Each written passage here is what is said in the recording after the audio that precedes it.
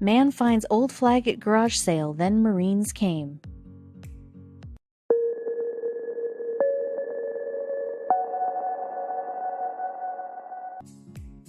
He looked at it carefully and studied all the markings on it. He couldn't believe his eyes.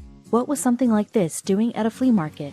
He continued to read what was written on the flag, and heartache tore through his soul. With his eyes filled with tears, he turned to his wife. Texas couple Walter Brown and his wife Lanie are familiar with the U.S. Marines, as Brown had previously served his country and his son-in-law had too. One day they decided to visit a local flea market and were on the lookout for something specific, but they had never expected to find something as monumental as this. The owner of the flea market, Fred Jan, buys his wares from storage crates and then sells their contents. One day he was unpacking the boxes he had just acquired. He noticed something unusual. He carefully placed it on a table, intending to inspect it further later. Little did he know that he was setting the stage for an incredible story. "I didn't know what it was when I was processing the boxes," Jan later explained. "I really wanted to see what it was."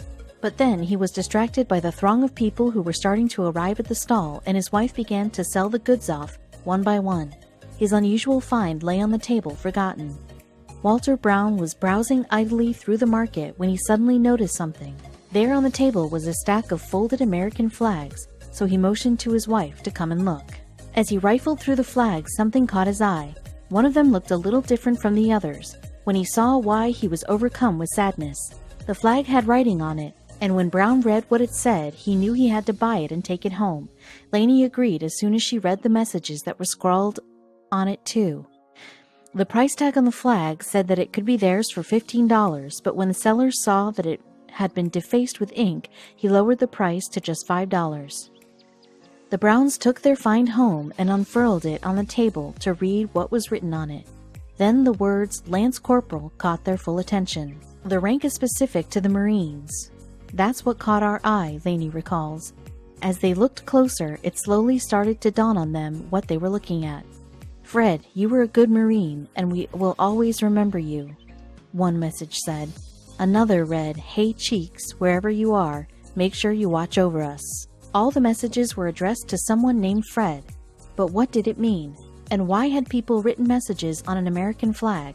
Their son-in-law had all the answers. Brown's son-in-law explained that what they had bought at the flea market was a tribute flag that had been signed by the other members of the unit.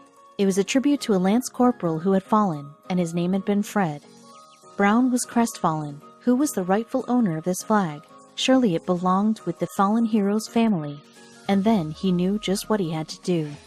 Walter and Lanie started to make plans to get the flag back to the soldier's family. It was an enormous endeavor. How would they find the rightful owners? They then decided to enlist their tech-savvy daughter's help.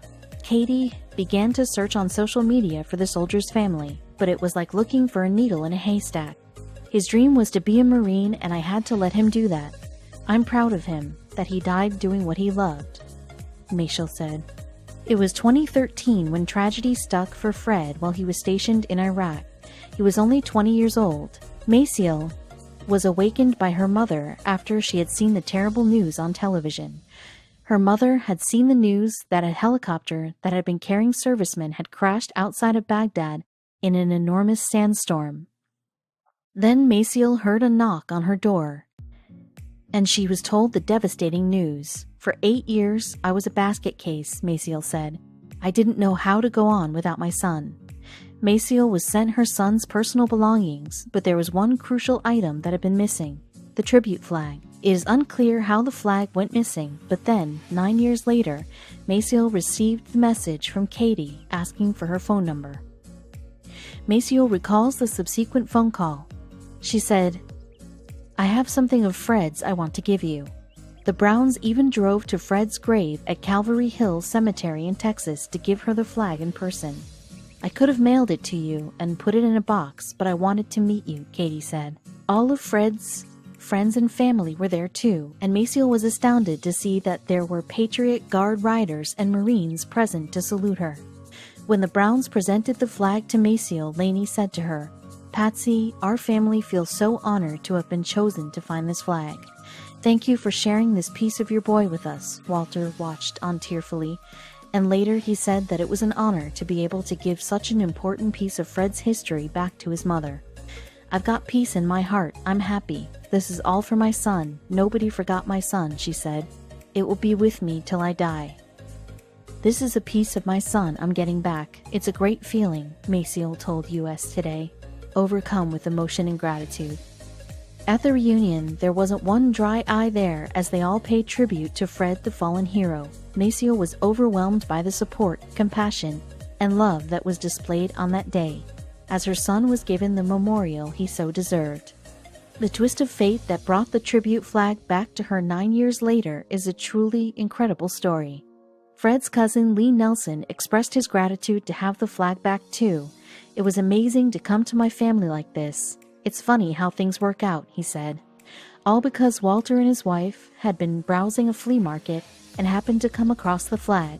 Walter intuitively knew that it was something special the moment he saw it. Because of the Browns' determination, they had managed to restore something to Fred's mother that she thought was lost forever, and in doing so, they had also united two families. Patsy and Lanie have remained good friends. "I was real blessed that both of my boys came home in one piece, and I have a huge responsibility to her," Lanie explained. "It just goes to show that there are good people in the world, and that sometimes the stars align to bring them together."